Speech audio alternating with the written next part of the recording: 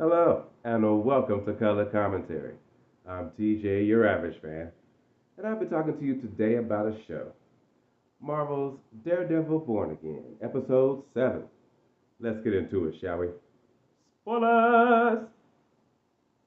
Okay, so we got going real hard in this episode. At the same time, it was some things I found quite wrong. So, we got Matt doing his own investigation of trying to find Muse because he lost him last episode when he got away. So Cherry, his personal PI, won't help him. He like, I don't want you being Daredevil. I'm not gonna help you. Go out here and be Daredevil. I'm not gonna help you. And he getting into it with his partner, the other lady that run the firm with him, because she can't never find time for him to talk. Like she need him to do other stuff too, and he started running around. So she getting a little upset because she feel like she not being trusted, even though she trusts them. Cherry frustrated because he don't want Matt to be Daredevil, and Daredevil frustrated because Cherry won't help him. So what does he do? First frustrating thing. He goes to the girl who he saved last episode and asks her for all this detailed information about what she saw and this, that, and the other. And I'm like, when they showed her, pardon me, there's a sneeze. Excuse me. When he took her, Muse that is, she was almost unconscious. He laid her down. She couldn't hardly see anything. She was rolling around. She lost a lot of blood, but she can describe what the room looked like. She can describe sketches on a wall. And that it was of faces and that sort of stuff. I'm like, so unbelievable. She shouldn't be able to describe nothing in the condition that she was in. But okay, we'll go for it. It's the only way he's going to get some information. Then, the other part. Now, it was a whole tunnel system, right? If it was a way for you to get in there quietly, Daredevil, why you didn't do that last time? Instead, you ran up in there last episode. This time, while the police collected evidence, you sneaked from the ceiling and dropped down to go in there to find out, look through the evidence yourself. Knocks out one of the task force members that Fisk made, because he made an anti-vigilante task force, and they own it. And, oh, the other part I didn't like. When he's going through the sketches, he rubbing his hand across them. It's paint. How are you able to discern what is on this paper? It was painted. It's art. It's not like it's a raised relief or like anything you could like tactilely feel to create an image in your mind, which is what he does. And he does it with his girlfriend's picture that the dude just sketched. So I'm like, unbelievable. At the same time, you didn't hear this officer coming back in the room. You could do this, but you don't hear him coming. Make it make sense. What you can only use one sense at a time? Like, come on now. But anyway, moving forward, he realized his girlfriend's in danger. The police realize the girl is in danger because they reporting back to Fisk, and they're like, yeah, let's do that. And the detectives, the actual police, yeah, they have already narrowed it down to this Bastion guy that she doing therapy with.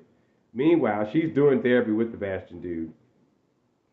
Come to find out, after he got a nosebleed and drew a picture on a piece of paper with the blood, she realized who she's dealing with. She tried to get away. He stopped her. He finna make art out of her. Fight ensues. She tried to fight him back. She did a good job, quite frankly, for what she could do, being tied up especially. But he got her down, and he was finna kill her. And who came through the window but Daredevil? Whooped his behind. But we've learned in this episode, after we learned this, which is another thing that I just thought about right now, makes you upset, that he can fight because he learned Taekwondo, and that we also learned from the police detective through the file that she had created on him that he'd been in institutions at least 3 times involuntarily. So he got a mental problem. He definitely got a mental problem. Yeah, so Daredevil shows up, fight ensues. Great fight, actually. Choreographed very well, considering that we just learned that this dude knows Taekwondo, and Matt is a boxer and a street fighter. So it was an interesting battle. Interesting battle. Interesting battle. Matt got sliced a couple times with the knife, but he was okay. But it wasn't Matt who took him down. It was his girlfriend. Yeah, she shot him.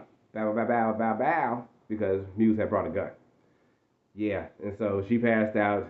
He stabilizes her, Matt, and then he gets up out of there before the task force running there. And so Fisk decides that the task force is going to take credit for this, even though he's still on the pissed off and definitely on the hunt down for Matt. Because he's like, Daredevil is back? For real? This the second sighting of Daredevil? Oh no. You know. And one person tried to tell him, well, that's a good thing. Why don't you let him do that? And the other person like, no. I Fist is like, no, this guy ruined my life, my 10 years, my business, this, that, and the other. And we get a little more insight into his main man that he keep on him all the time because he comes into play importantly later as well because Vanessa has a meeting with one of the mob bosses. And I felt like he was trying to tell her in the conversation that, said we should take out Fist, but I was like, she ain't going for that. She's going to find a way to take you out, right?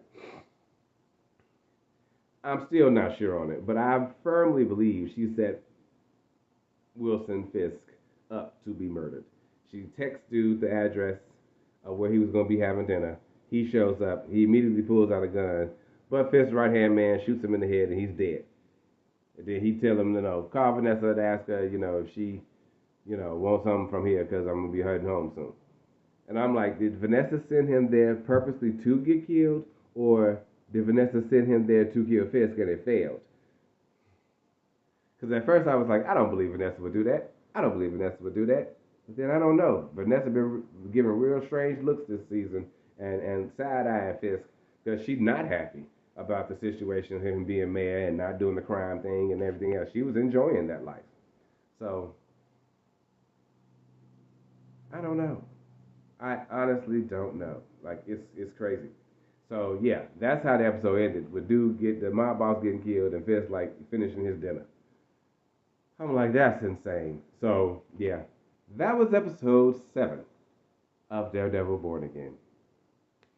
I was kind of upset also that they killed Muse. Like Muse got away last episode, but now now the girlfriend, Matt's girlfriend, had killed him. So now I guess the last few episodes are gonna be about the task force coming after Daredevil, I guess, or something like. I don't know. I don't know where they're trying to go with this show, but this is a good episode and I enjoyed it.